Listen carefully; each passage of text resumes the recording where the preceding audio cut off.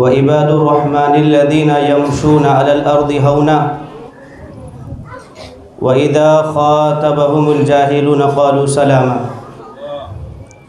وقال رسول الله عليه الصلاة والسلام ذكر الأنبياء من العبادة وتذكرة الصالحين كفارة الذنوب. صدق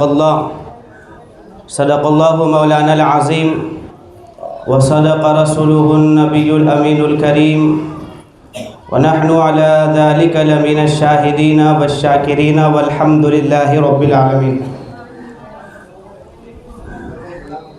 آگے یاد سے خواجہ تیری چوکھٹ کی تنویر نرالی ہے، خواجہ تیری چوکھٹ کی تنویر نرالی ہے، پہنچا جو یہاں اس کی تقدیر نرالی ہے. ادب اے دل یہ شمس الاولیاء کا آستانہ ہے، ادب اے دل یہ شمس الاولیاء کا آستانہ ہے، قبلہ غازی سرکار و آل مصطفیٰ کا آستانہ ہے، قبلہ غازی سرکار و آل مصطفیٰ کا آستانہ ہے. اور نظامی در بدر تجھ کو جانے کی ضرورت کیا ہے، نظامی در بدر تجھ کو جانے کی ضرورت کیا ہے، بس ایک در کافی ہے شمس الدین غازی کا. اور خدا آباد رکھے سلسلہ اس تیری نسبت کا، خدا آباد رکھے سلسلہ اس تیری نسبت کا، وگرنہ ہم بھری دنیا میں کہاں جاتے. اور نصیر اچھا ہوا در مل گیا ان کا ورنہ، نصیر اچھا ہوا در مل گیا ان کا ورنہ، کہاں رکتے کہاں تھمتے خدا جانے کہاں جاتے، کہاں رکتے کہاں تھمتے خدا جانے کہاں جاتے. قابل صد احترام مشائخ اعظام، علماء کرام، ائمہ اعظام و محترم سامعین و سامعات، الحمدللہ عرس سیدنا خواجہ شمس الدین غازی رحمۃ اللہ تعالی علیہ کی اس مبارک موقع پر زیارت کے اس پروگرام میں ہم اور آپ حاضر ہیں. اور واقعی طور پر حقیقی طور پر عرس کا مقصد اگر ہم سمجھیں تو عرس کا مقصد جسم کو تھرکنا یا جسم کو نچانا یا غیر شرعی کام کرنا نہیں، بلکہ عرس کا اصل مقصد ہے جس ذات اور جس شخصیت کا عرس ہے ان کے ذکر کو کرنا، ان کی شان کو سننا، ان کے تعلیمات کو سننا اور اس پر عمل کرنے کی کوشش کرنا. اور الحمدللہ آپ لوگ اس پروگرام اور اس موقع پر بیٹھے ہوئے جہاں پر جس کے کرنے سے آپ کو کوئی گناہ نہیں ملتا بلکہ جس کے کرنے سے آپ کو ثواب ملتا ہے. جنید بغدادی رحمۃ اللہ تعالی علیہ سے پوچھا گیا اولیاء اللہ کا ذکر کرنا کیوں ضروری ہے، کس لیے ضروری ہے، تو آپ فرماتے ہیں کہ سالک اپنا ٹوٹا دل لے کر، سالک کہتے ہیں معرفت کے منازل کو طے کرنے کے لیے جو راستے پر ابھی چل رہا ہے، اس منزل پر پہنچا نہیں، اس مقام پر پہنچا نہیں، ابھی چل رہا ہے، اس کو کہتے ہیں سالک. تو جنید بغدادی فرماتے ہیں کہ سالک کے لیے اپنا جب ٹوٹا دل لے کر اولیاء اللہ کے ذکر جب کرتا ہے تو اس کا دل مضبوط اور قوی ہو جاتا ہے. تو وہی محدث دکن عبداللہ شاہ نقشبندی رحمۃ اللہ تعالی علیہ آپ فرماتے ہیں کہ جس طرح سالک کے لیے نوافل کا اہتمام ضروری ہے، جس طرح سالک کے لیے عبادت ریاضت کا اہتمام کرنا ضروری ہے، بالکل اسی طرح سلوک کے منازل طے کرنے والے سالک کے لیے لازمی اور ضروری ہے کہ وہ اولیاء اللہ کی ذکر کو کرے اور سنے. اور الحمدللہ تو ہم اولیاء اللہ کے ذکر کو سننے اور کرنے کے لیے یہاں پر ہیں. الحمدللہ اس سال پازیٹیو لیتے ہوئے خوش آئند بات یہ بھی ہے، گزشتہ سال سندر شریف کے دن ڈی جے ڈولپیوں کا تعلق رہا اور بارہا سے چلتا رہا، لیکن الحمدللہ خوشی کے ساتھ میں یہاں کے ذمہ دار لوگ جو ہیں جنہوں نے کلیکٹر آفس میں جا کر نویدن دیے تھے اور وہاں جا کر اس تعلق سے سختی کے ساتھ کہا تھا کہ سندل سے ڈی جے اور ڈالپی کا کوئی تعلق نہیں ہے۔ میں ان لوگوں کو مبارکباد دیتا ہوں، آپ نے ایک بہت بڑا کام کیے ہیں، آپ نے ایک بہت بڑی ذمہ داری نبھائی ہے۔ انشاءاللہ غازی سرکار اس کام سے بہت خوش ہوں گے الحمدللہ۔ تو سندل شریف کے دن ڈالپیاں جو پہلے ہوا کرتی تھی، حالانکہ ہمارے بچوں نے کسر پوری کرے، بچوں نے ہمارے کسی اور طریقے سے اس کی کمی کو پوری کر دیے، لیکن میں ان لوگوں کو مبارکباد دیتا ہوں کہ آپ نے اپنی ذمہ داری کا کام کیا الحمدللہ۔ اللہ آپ کے اس کام کو قبول فرمائے۔ تو یاد رکھیے، عرس شریف منانے کا مقصد ہے یاد کو منانا، ان کے ذکر کو کرنا، ان کے ذکر کو سننا، ان کے تعلیمات کو جاننا اور جان کر ان کے تعلیمات پر عمل کرنے کا ارادہ کر لینا۔ ہوتا یوں ہے کہ عرس کے وقت اگر تھوڑا بہت ادھر ادھر ہو جائے تو آپ لوگ گنجائش رکھیے اپنے پاس، دل میں کوئی برا خیال مت لائیے، ناراض مت ہوئیے، ارے بہت لمبا وقت ہو گیا، تھوڑا بہت ادھر ادھر تو گنجائش ہوتی ہے، کیونکہ یہ وہ مجلس ہے جہاں پر حضور سیدنا شمس الدین غازی رحمۃ اللہ تعالی علیہ کی یاد اور آپ کی ذکر کو منایا اور سنایا جا رہا ہے۔ اور اللہ والوں کا ذکر کرنا، کنز العمال کی حدیث مبارکہ ہے، مصطفیٰ جان رحمت صلی اللہ علیہ وسلم ارشاد فرماتے ہیں ذکر الانبیاء من العبادہ وتذکرۃ الصالحین کفارۃ ذنوب، کہ اللہ کے نبیوں کا ذکر کرنا۔ لوگ پوچھتے ہیں نا ولی کا ذکر کرنے سے ملتا کیا ہے، اولیاء اللہ کا ذکر کرتے کیوں ہیں؟ تو سنیں ذکر کرتے کیوں ہیں۔ اللہ کے رسول علیہ السلام فرماتے ہیں کہ انبیاء کا ذکر کرنا عبادتوں میں سے ایک عبادت ہے، اور اولیاء اللہ کا ذکر کرنا گناہوں کا کفارہ ہے۔ اولیاء اللہ کا ذکر جب ہم کرتے ہیں تو اولیاء اللہ کی ذکر کے کرنے کی برکت سے، ذکر کرنے کی وجہ سے اللہ گناہوں کو مٹا دیتا ہے۔ کون بول رہے ہیں؟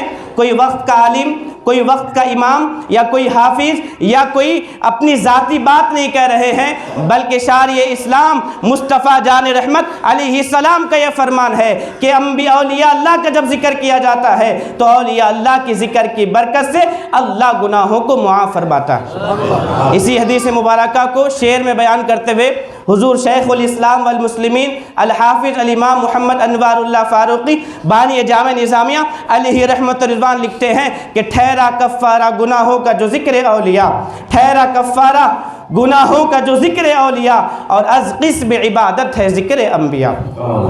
عزیزان محترم، عرس شریف اولیاء اللہ کے عرس کو ہم مناتے ہیں۔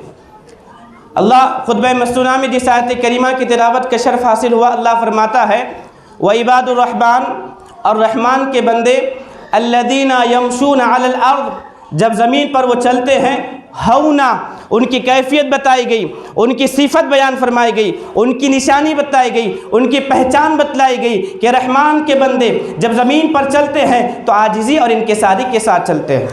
وَإِذَا خَاطَبَهُمُ الْجَاهِلُونَ قَالُوا سَلَامًا، اور جب جاہل ان کو مخاطب کرتا ہے یا غلط رویے سے ان کو پکارتا ہے یا غلط رویے سے ان کے ساتھ پیش آتا ہے تو وہ لوگ اس کا جواب نہیں دیتے، جیسا کہ عام طور پر یہ قاعدہ بنایا گیا ہے، عام طور پر یہ معقولہ بنایا گیا ہے، عام طور پر یہ عادت بنائی گئی ہے۔ لوگ کہتے ہیں اینٹ کا جواب پتھر سے دینا چاہیے، لوگ کہتے ہیں اگر کسی نے بہن کہا تو ماں بہن کے ساتھ اس کو جواب دینا چاہیے، لیکن نہیں، اولیاء اللہ کی صفت کیا ہے، اولیاء اللہ کی شان کیا ہے؟ رب فرماتا ہے وَإِذَا خَاطَبَهُمُ الْجَاهِلُونَ قَالُوا سَلَامًا، اور جب ان کو غلط رویے کے ساتھ مخاطب کیا جاتا ہے تو وہ جواب بھی طور پر سلامتی کے ساتھ اس کا جواب دیتے ہیں، امن و سکون کے ساتھ اس کا جواب دیتے ہیں، اس کے ساتھ انجام کے طور پر کچھ برا نہیں کرتے بلکہ اس کے لیے بھی سلامتی کی دعا دیتے ہیں۔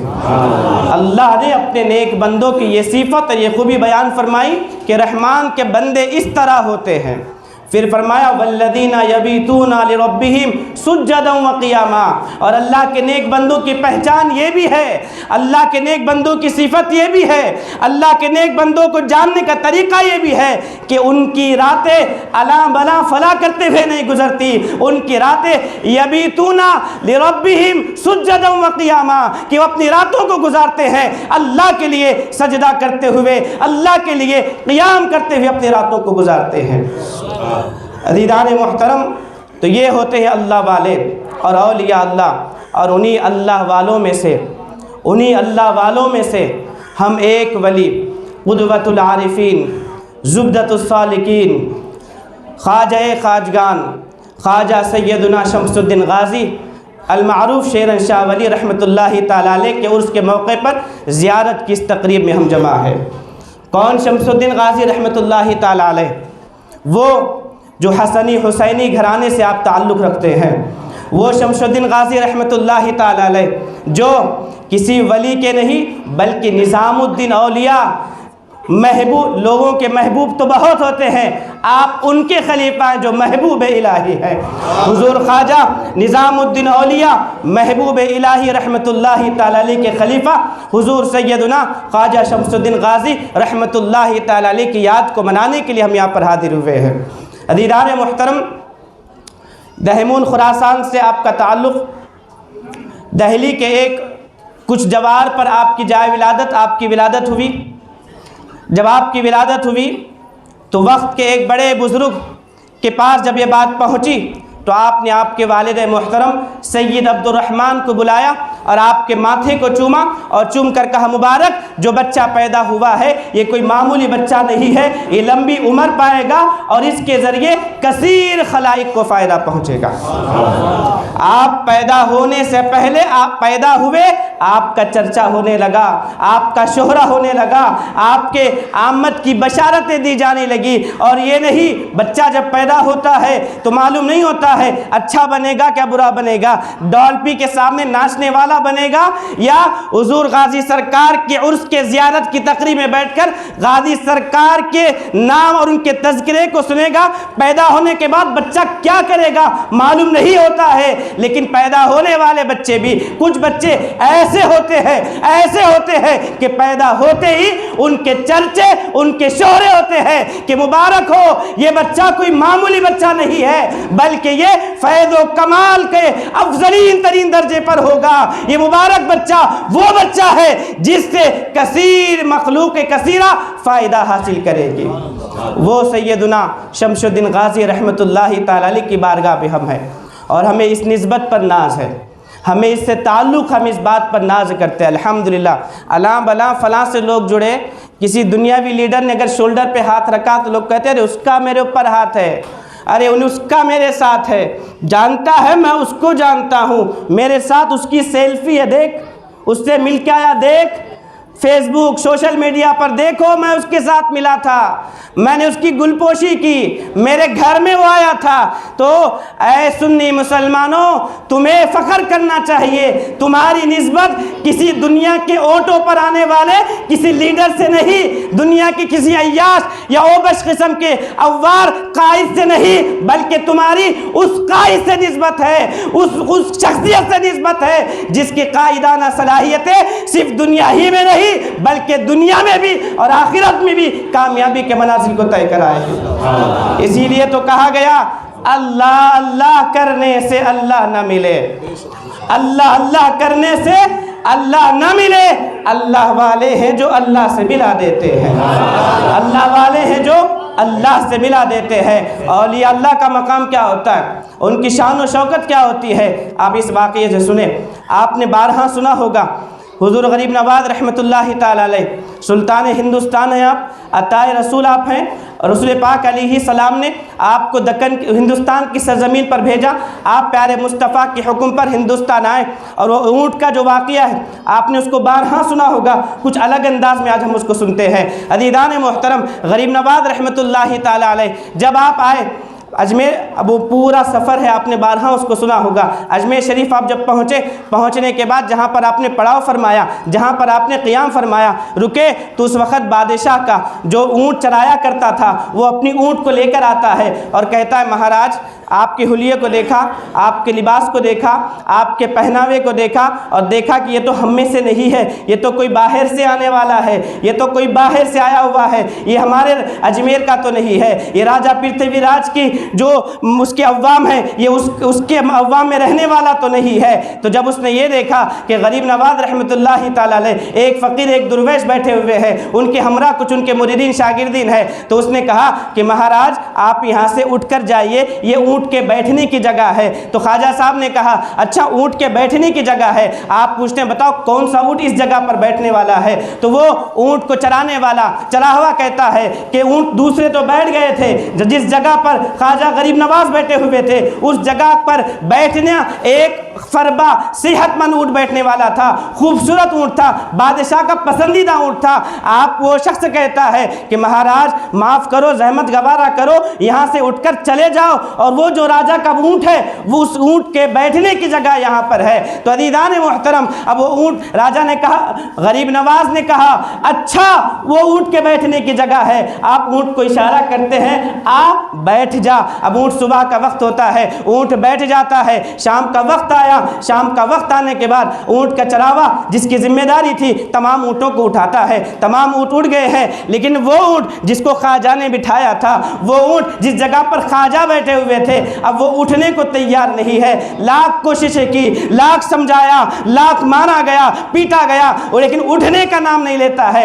آخر پریشان ہوا، سوچتا ہے بادشاہ کے دربار میں جاؤں گا، راجہ پرتھوی راج کی بارگاہ میں جب جاؤں گا، اس کے دربار میں جب جاؤں گا تو جب راجہ دیکھے گا پسندیدہ اونٹ گم ہے، پسندیدہ اونٹ نہیں ہے، جب یہ دیکھے گا تو مجھ پر ہو سکتا ہے بادشاہ پھانسی کی سزا دے دے، ہو سکتا ہے بادشاہ جان سے مارنے کا حکم صادر کر دے۔ اسی کشمکش میں تھا، لیکن پہنچنا تو تھا، جا کر پہنچ جاتا ہے، بادشاہ کو کہتا ہے کہ بادشاہ سلامت، پتہ نہیں مہاراجہ پتہ نہیں کیا بات ہے کہ اونٹ اٹھ ہی نہیں رہا ہے۔ تو راجہ کہتا ہے بتاؤ اس کو روز کون بٹھایا کرتے تھے؟ وہ کہتا ہے مہاراج میں ہی بٹھاتا تھا۔ بادشاہ پوچھتا ہے بتاؤ اس کو اٹھاتے کون تھے؟ کہتا ہے مہاراج میں ہی اس کو اٹھایا کرتا تھا۔ تو بادشاہ غصے کے عالم میں پوچھتا ہے تو بتا آج کیا ہوا، آج کیوں نہیں اٹھ رہا ہے؟ تو وہ شخص کہتا ہے مہاراج رکو، مجھے یاد آتا ہے کہ جب آج صبح ہوئی تھی، آج صبح میں اس اونٹ کو میں نہیں بٹھایا تھا، کوئی فقیر اور کوئی درویش آیا ہوا ہے، اس نے اس کو بٹھایا تھا۔ تو ہم بزبان خیال، عالم خیال میں ہم اونٹ سے پوچھتے ہیں بتا تجھے اٹھنے کیا ہوا تھا؟ تجھے بٹھانے والا روز وہی تھا، اٹھانے والا بھی وہی تھا، تو اٹھتا کیوں نہیں ہے؟ اٹھنے میں کیا دشواری تھی؟ تو اونٹ عالم خیال میں جواب دیتا ہے، عالم خیال میں بزبان گویائی کہتا ہے کہ معلوم نہیں روز وہ اٹھاتا تھا، روز وہ بٹھاتا تھا، روز اٹھاتا بھی تھا، آج بٹھایا اس نے نہیں ہے، آج بٹھایا خواجہ نے ہے، خواجہ نے بٹھایا ہے، تو کسی اور کے اٹھانے سے میں کیسے اٹھوں؟ خواجہ نے بٹھایا ہے تو کسی کے اٹھانے سے کیسے اٹھوں؟ تو عزیزان محترم، ایک اونٹ جس کو خواجہ بٹھائے اسے کوئی اٹھا نہیں سکتا۔ تو ہم ہندوستان کے سنی مسلمان، ہمیں بسایا ہے خواجہ نے، ہمیں بنایا ہے خواجہ نے، ہمیں سنوارا ہے خواجہ نے، تو جس کو خواجہ بٹھائے اسے کون اٹھائے؟ لاکھ کوششیں کر لے، اٹھانے کی کوششیں کر لے، لاکھ بھگانے کی کوشش کر لے، NRC لا لے، CA لا لے، خواجہ نے بتایا ہے، خواجہ نے بسایا ہے، خواجہ نے سوارا ہے، اٹھنے والے نہیں ہے۔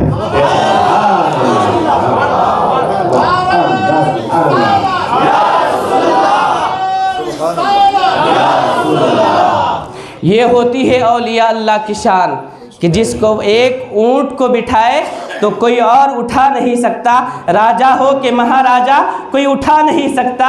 تو جس مسلمان کو، جس سنی مسلمان کو، جس صحیح العقیدہ مسلمان کو، جس خواجہ کے محبت کرنے والے مسلمان کو خواجہ نے بٹھایا، خواجہ نے بسایا، خواجہ نے سوارا، اسے کون اٹھائے؟ اولیاء اللہ کے عرس کے موقع پر، اب عرس شمس الدین غازی رحمۃ اللہ تعالی علیہ ہے، تو عرس غازی سرکار کے موقع پر اولیاء اللہ بارگاہوں میں تشریف لاتے ہیں۔ شمس الدین غازی اپنی جگہ پر ہیں، شمس الدین غازی اپنی جگہ پر ہیں، انہیں مبارکباد دینے کے لیے نظام الدین اولیاء محبوب الہی آ رہے ہیں، انہیں مبارکباد دینے کے لیے بابا فرید آ رہے ہیں، انہیں مبارکباد دینے کے لیے قطب الدین بختیار کاکی آ رہے ہیں، انہیں مبارکباد دینے کے لیے اجمیر کی سرزمین سے خواجہ معین الدین چشتی آ رہے ہیں، انہیں مبارکباد دینے کے لیے امام علی مقام امام حسن و حسین تشریف لا رہے ہیں، انہیں مبارکباد دینے کے لیے کہ میرے لخت جگر کا عرس ہے، میرے لخت جگر کا عرس ہے، مولا کائنات بھی تشریف لا رہے ہیں، رسول پاک علیہ السلام کے تشریف तशरीफ़ आवर भी हो रही है कि मुबारक हो, अब मोइनुद्दीन अपनी जगह, शमशुद्दीन गाजी अपनी जगह पर खड़े हुए हैं, मुबारकबाद देने के लिए औलिया अल्लाह आ रहे हैं, और उन्हीं असना में हम भिखारी भी खड़े होंगे, हम मांगने वाले भी वहाँ खड़े होंगे।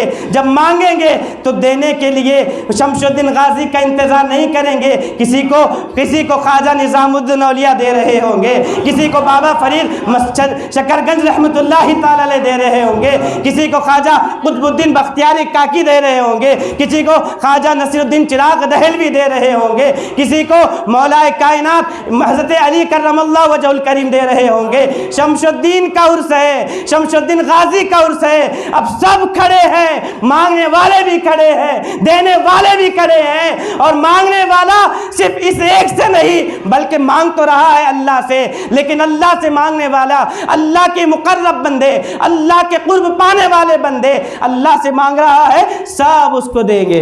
किसी को कोई, किसी को कोई, किसी को कोई और देगा। तो उर्स के मौके पर गादी सरकार और औलिया अल्लाह की बारगाह में हाजिर होने वालों, लोग पूछते ना तुम्हें मिलता क्या है, तुम जाते क्यों हैं? तो मिलना, हासिल होना तुम्हें नजर आ ही नहीं सकता। तुम्हारी अकल, तुम्हारी सोच, तुम्हारी फहम वहां तक पहुंच ही नहीं सकती है। ये औलिया अल्लाह की शान होती है। हज़रत ख्वाजा शमशुद्दीन गाजी रहमतुल्लाहि ताला अलैह, आप जब 15 साल की उम्र मुबारक को पहुँचे, कुरान मजीद को आपने तकमील हिफ्ज़ फरमाया, कुरान मजीद के हाफिज़े कुरान आप बने। लोग बोलते ना ख्वाजा का दीवाना, गौस का दीवाना, औलिया अल्लाह से मैं सच्ची मोहब्बत रखता हूँ। लोग बोलते, आजकल लोग भी निकले, मैं दर वाला हूँ, वो बाहर वाला है। ये भी नई नई चीज़ें, और दीन इस्लाम को, शरीयत इस्लामिया को और औलिया अल्लाह के रास्ते को अलग बतलाने की कोशिश की जा रही है। औलिया अल्लाह का रास्ता दीन इस्लाम से हट कर नहीं है, बल्कि असल दीन औलिया अल्लाह का रास्ता है। हकीकी दीन औलिया अल्लाह का रास्ता है। तो हुजूर शमशुद्दीन गाजी रहमतुल्लाहि ताला अलैह 15 साल की मुबारक में आपने कुरान मजीद की हिफ्ज़ तकमील फरमाया, हाफिज़ कुरान भी आप दे। कई चीज़ें हुई, कई वाक़यात हुए, वक्त की नज़ाकत को समझते हुए कुछ अहम बातें आपकी बारगाह में पेश करनी है। हुज़ूर पाक अलैहिस्सलातु वस्सलाम की बारगाह में हाजिर हुए हज़रत ख्वाजा निज़ामुद्दीन औलिया महबूब इलाही, जो उस वक़्त दिल्ली में थे, आपकी बारगाह में हाजिर हुए, और वहाँ से हाजिर होने से पहले अहले बैत के 12 इमामों से एक इमाम अभी निज़ामुद्दीन औलिया की बारगाह में शमशुद्दीन गाजी रहमतुल्लाहि ताला अलैह अभी पहुँचे नहीं, अभी पहुँचने वाले हैं। अहले बैत अत्हार के 12 इमामों से एक इमाम आप ख्वाजा निज़ामुद्दीन औलिया के ख्वाब में तशरीफ़ लाते और कहते हैं कि अपनी सिफारिश करते हैं कि मेरा लख्ते जिगर शमशुद्दीन गाजी तुम्हारे पास आने वाला है, तुम उसकी फरियाद को सुन लेना। अब आप जब पहुँचे हज़रत निज़ामुद्दीन औलिया महबूब इलाही के उस महफिल में, उस दरबार में आप जब पहुँचे, अभी कुछ कहने वाले थे। हुज़ूर निज़ामुद्दीन ने कहा, शमशुद्दीन कहने की कुछ ज़रूरत नहीं है, हमारे इमाम अगर कई हज़रात ने तुम्हारी सिफारिश फरमाई है। उसी वक़्त इरादत में कबूल फरमाया और खिलाफत से भी उसी वक़्त नवाज दिया।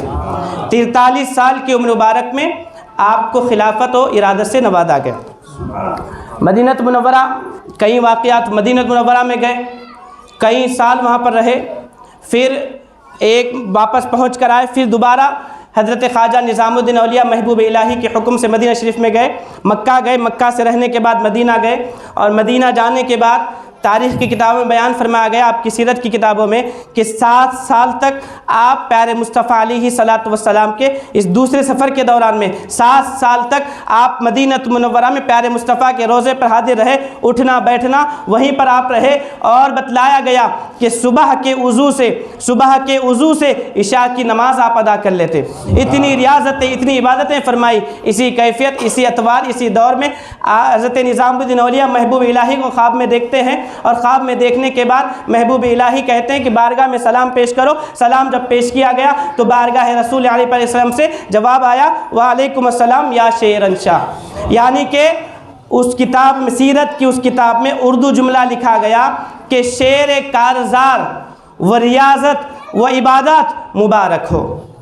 महबूब इलाही ने जब इस बात को सुना बहुत खुश हुए اور کہا شمشدین مبارک ہو، بارگاہ مصطفیٰ سے تمہیں شیرن شاہ کا خطاب ملا ہے، بارگاہ مصطفیٰ سے شیرن شاہ کا خطاب ملا ہے۔ عزیزان محترم، آپ دکن کی سرزمین پر تشریف لائے، دکن کی سرزمین پر عثمان آباد آئے۔ عثمان آباد اس وقت ایک جادوگر کے زور میں تھا، اس وقت جادوگر پورے عثمان آباد کو چلایا کرتا تھا۔ حالت یہ تھی کہ یہاں کے راستے بھی کچے پکے تھے، راستے کیسے تھے کہ بیل گاڑی کے ذریعے سفر کرنا ہوا کرتا تھا اس طرح کا۔ اور اس ویسے موقع پر اس جادوگر لاکھ کوششیں کی آپ کو یہاں سے بھجانے کی، لیکن تمام کوششیں بیکار گئی۔ آخر میں وہی جادوگر، وہی جس نے ستانے کی کوششیں کی، جس نے بھجانے کی کوششیں کی، جس نے یہاں سے نکالنے کی کوششیں کی، اب وہی جادوگر حضور غازی سرکار رحمت اللہ تعالی علیہ کے دست مبارک پر اسلام کی دعوت کو قبول کرتا ہے اور مسلمان ہوتا ہے۔ اور صرف یہی نہیں، اس کے 4 چیلے تھے جو اس کے ساتھ ہمہ وقت رہا کرتے تھے، ہر وقت ان کا اٹھنا بیٹھنا ہوا کرتا تھا۔ تو صرف وہ جادوگر نے تو کیا ہی کیا، ان 4 چیلوں نے بھی حضرت غازی سرکار کے دست مبارک پر اسلام کی دعوت کو قبول کرتے ہوئے مسلمان بنے۔ یہ غازی سرکار رحمت اللہ تعالی علیہ گنبد وغیرہ کی تعمیر، حضرت تاج الدین سرکار جب پہلے یہاں کے جانشین بنے تو اس دور میں گنبد وغیرہ کی تعمیر ہوئی۔ ایک کتاب میں یہ بھی بیان فرمایا گیا کہ تاج الدین سرکار رحمت اللہ تعالی علیہ نے اپنی ذاتی خرچے سے اس گنبد کی تعمیر فرمائی۔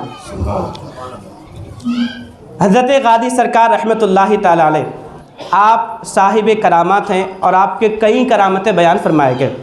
ایک کرامت آپ کی یہ بھی ہے، سن 1100 ہجری کی بات ہے کہ ایک عرب آیا اور کہتا ہے، شیرن شاہ آپ کو حضرت کے بارے میں سنایا گیا، شیر شاہ سواری آپ کا نام کے بارے میں، خطاب کے بارے میں سوانا گیا، تو عرب کہتا ہے کہ میں دیکھنا چاہتا ہوں یہ شیر شاہ کیسے ہیں اور شیر کی سواری کیسے کرتے ہیں۔ تو اس نے کیا کیا، اس دور میں ایسا ماحول نہیں تھا، اس دور میں کیا تھا، وہ آیا اور مسجد میں کوئی رکتا وغیرہ نہیں تھا، اس نے مسجد میں رکنے کا ارادہ کیا اور کہا کہ میں مسجد میں رکوں گا۔ اس وقت کے جو ذمہ دار تھے، جو بھی ذمہ دار تھے، انہوں نے لاکھ کہا کہ تمہیں رکنے کی اجازت نہیں ہے، ابھی تک یہاں پر کوئی بھی رکے نہیں ہے، یہاں پر رکنا مناسب نہیں ہے، کسی کو بھی رکنا نہیں چاہیے۔ اس نے کہا نہیں، مجھے دیکھنا چاہتا ہوں، آخر شیر ہے کیسا، میں یہ چیز کو دیکھنا چاہتا ہوں۔ الغرض وہ مسجد کے ممبر کے پاس رکا، رات کا وقت ہوا، آنکھ لگی ہوئی تھی، کیا دیکھتا ہے کہ بارگاہ غازی سرکار سے اچانک ایک آواز آتی ہے اور ایک بڑا شیر مسجد میں آیا ہوا ہے اور اس کے بازو میں سے ایک چھوٹا شیر اچانک نمودار ہوا۔ جب اس عرب نے اس کیفیت کو دیکھا، اس چیز کو دیکھا، تو اسی وقت اس سے نجاست نکل گئی، پریشان ہیبت میں آیا، جیسے ہی نکلنا تھا دونوں شیر غائب ہو گئے۔ اب صبح جب ہوئی، اسی وقت گئے، پاکی صافی ہوئی، صبح جب ہوئی، لوگ جب آئے، آ کر اپنے پوری رات کا قصہ سنایا کہ واقعی میں حضرت کا جو خطاب ہے شیر شاہ، واقعی میں وہ حضرت ہی ہے۔ پھر اس عرب نے بڑی عقیدت کے ساتھ اور بڑی نیاز مندی کے ساتھ حضرت کی بارگاہ میں نیاز کیا، لوگوں کو کھانا کھلایا۔ ایک نابینا آیا اور کہا کہ مجھے آنکھ چاہیے۔ غازی سرکار رحمت اللہ تعالی علیہ کی دعا، آپ کی برکتوں سے، آپ کی کرامت سے نابینا تھا، بینا ہو گیا، دیکھنے والا ہو گیا۔ ایسے کئی کرامات ہیں، لیکن عزیزان محترم، اللہ والوں کی بارگاہیں عرس شریف کے مواقع، عرس شریف کے تقاریبات جب آتے ہیں تو اس کا مقصد ایک ہوتا ہے۔ کیا مقصد ہوتا ہے؟ اولیاء اللہ کے قریب کیا جائے، اولیاء اللہ کے فرامین، اولیاء اللہ کے تعلیمات، اولیاء اللہ کے فرمودات کے قریب ہوا جائے، اولیاء اللہ کے قریب ہوا جائے، اولیاء اللہ کے تعلیمات لوگوں تک بتلا دیے جائے، اور ان تعلیمات پر عمل کرتے ہوئے انسان کامیابی کے منازل کو طے کرے۔ بارگاہوں سے امن و امان کا پیغام ملتا ہے، اولیاء اللہ کے دروں سے امن و امان کا پیغام ملتا ہے۔ آپ کے پیر و مرشد حضرت خواجہ نظام الدین اولیاء محبوب الہی رحمت اللہ علیہ کی خانقاہ میں ایک شخص چھری کے ساتھ پکڑا گیا۔ خواجہ نظام الدین اولیاء نے اس کا بدلہ نہیں لیے۔ خواجہ نظام الدین کی بارگاہ میں جب اس کو پیش کیا گیا تو آپ نے اس سے وعدہ لیا کہ یہ وعدہ کرو آئندہ کسی کو تکلیف نہیں پہنچاؤ گے۔ اس نے وعدہ کیا کہ آئندہ کسی کو تکلیف نہیں پہنچاؤں گا۔ نظام الدین اولیاء محبوب الہی رحمت اللہ تعالی علیہ نے معاف فرمایا اور مریدین کو حکم دیا کہ اس کو کوئی تکلیف نہیں پہنچانا، اور مزید یہ بھی حکم دیا کہ اس کے اخراجات کا انتظام کیا جائے۔ یہ बारगाहों से अमन व अमान फैलता है, बारगाहों से सुकून व सलामती फैलती है, बारगाहों से मोहब्बत फैलती है। और आप देखते हैं उर्स के मौके पर, बिलखुसूस हम हज़रत गाजी सरकार के उसके मौके पर देखते हैं, हर मज़हब का मानने वाला आपको नज़र आएगा, कुछ ना कुछ करता हुआ नज़र आएगा, कुछ ना कुछ उसकी ज़िम्मेदारी होगी, कुछ ना कुछ वो कर रहा होगा, फ़लाँ की ज़िम्मेदारी ये, फ़लाँ का काम ये। मतलब क्या है? मतलब यही है कि तुम्हें अमन व अमान को इस दर से, इस जगह से फैलाना है, मोहब्बत को फ़रोग़ देना है, नफ़रतों को ख़त्म करना है। तो सुन्नी मुसलमानों, औलिया अल्लाह के दरों से अमन व अमान का पैगाम हमें मिलता है, अमन व अमान का पैगाम हमें मिलता है, मोहब्बत का पैगाम हमें मिलता है। तो हमें चाहिए कि उनके तरीक़ों को अपना कर, उनके रास्तों को अपना पर, रास्ते का कांटा नहीं बल्कि किसी के लिए राह और रास्ता बनने की कोशिश हमें करनी है। हम किसी के लिए मुश्किलात नहीं बल्कि उसके लिए आसानियाँ पैदा करना है। अज़ीज़ान मोहतरम, अल्लाह हम सबको हुज़ूर गाजी सरकार रहमतुल्लाहि ताला अलैह से सच्ची निस्बत अता फ़रमाएँ। हुज़ूर गाजी सरकार के फ़ैज़ से, आपके इल्मी और रूहानी फ़यूज़ से हम सबको मुस्तफ़ीद फ़रमाएँ। हुज़ूर गाजी सरकार की बरकतों से, आपकी रहमतों से शहर उस्मानाबाद में अमन व अमान अता फ़रमाएँ। हज़रत गाजी सरकार के नाम की बरकतों से अल्लाह करीम हम तमाम पर अमन व सुकून और सलामती और मुसलमानों में इत्तेहाद, इत्तेफाक, मोहब्बत अता फ़रमाएँ। अज़ीज़ान मोहतरम, याद रखिए, दीन इस्लाम से दूर होना ये हमारे लिए वजह बर्बादी है। याद रखिए, दीन इस्लाम से दूर होना, इस्लामी तालीमात से दूर होना, इस्लामी तालीमात से दूर होना, सही इस्लामी तालीमात से दूर होना, ये हमारे लिए बर्बादी की वजह है। आप ये चाहते हैं मुल्क हिंदुस्तान में आप कामयाब रहे, आप ये चाहते हैं दुनिया में कामयाब रहे, आप ये चाहते हैं आखिरत में कामयाबी आपको मिले, तो चाहिए इन औलिया अल्लाह के झंडों तले जिस तरह उन्होंने रहने का हुक्म दिया उस तरह रहे। अल्लाह हम सबको कहने सुनने से ज़्यादा अमल करने की तौफीक अता फरमाए।